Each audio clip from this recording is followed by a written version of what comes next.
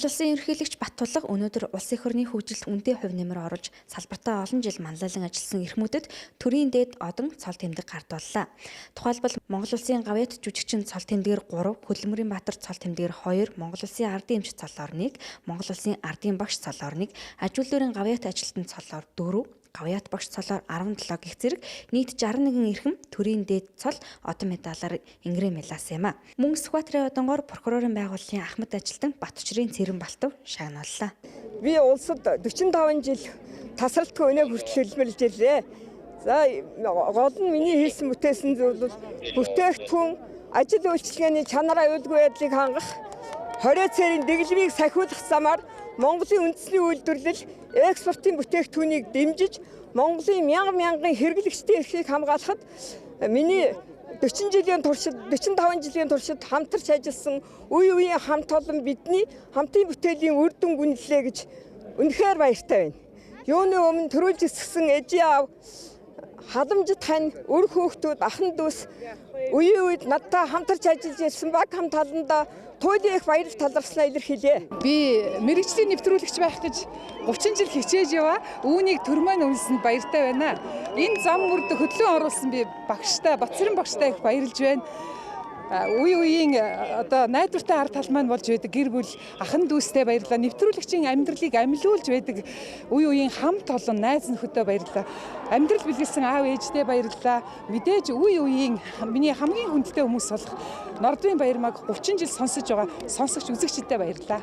Би сая гавьяат багш байлаа.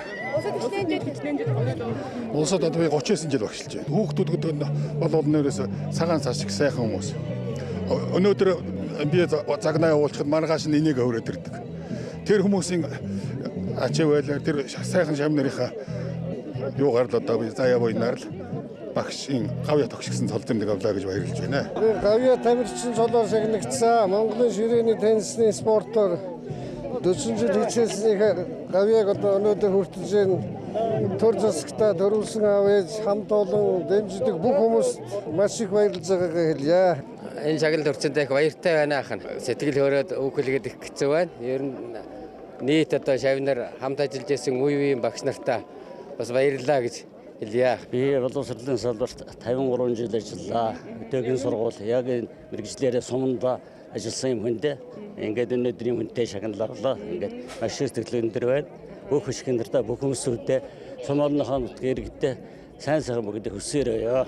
Монгол Улсын гавьяат тамиг сайхан эрхэм цолыг хүртлээ. Тэгээд энэ цол маань ганц миний хүш өмнө нутгийн маань зон олон за нутгийн маань уул ус баярлж байгаа гэж бодож байна.